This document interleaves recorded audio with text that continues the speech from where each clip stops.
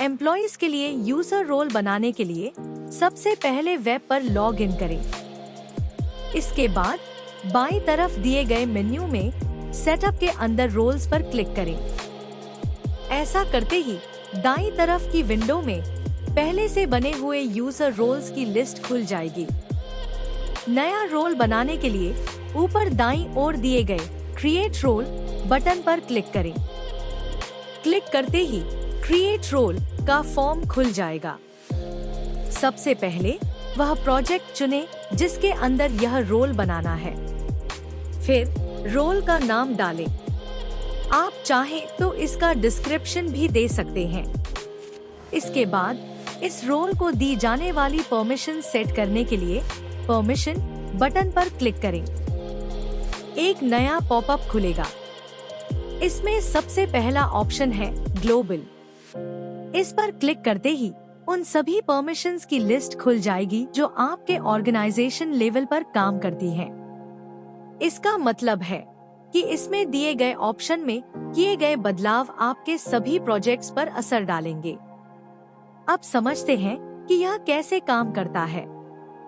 हर permission में सबसे पहले उस काम का नाम आता है और फिर उसके आगे अलग अलग एक्सेस टाइप दिए होते हैं। जैसे अगर यूजर को कुछ नया बनाने की अनुमति देनी है तो क्रिएट को चुनें। अगर सिर्फ देखने की परमिशन देनी है तो रीड को चुनें। अगर कुछ बदलाव करने या डिलीट करने की अनुमति देनी है तो अपडेट को चुनें। और अगर ये सभी परमिशंस देनी है तो फुल एक्सेस को चुनें।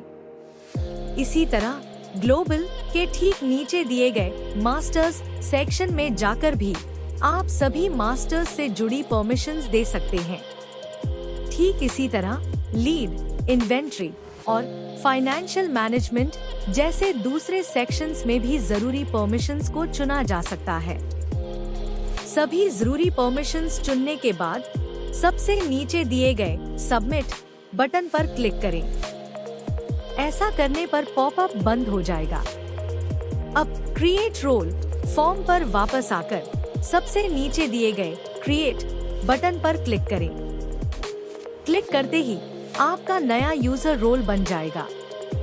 अगर किसी बने हुए रोल में कोई बदलाव करना हो तो उस रोल के नाम पर क्लिक करें। इससे अपडेट रोल का फॉर्म खुल जाएगा।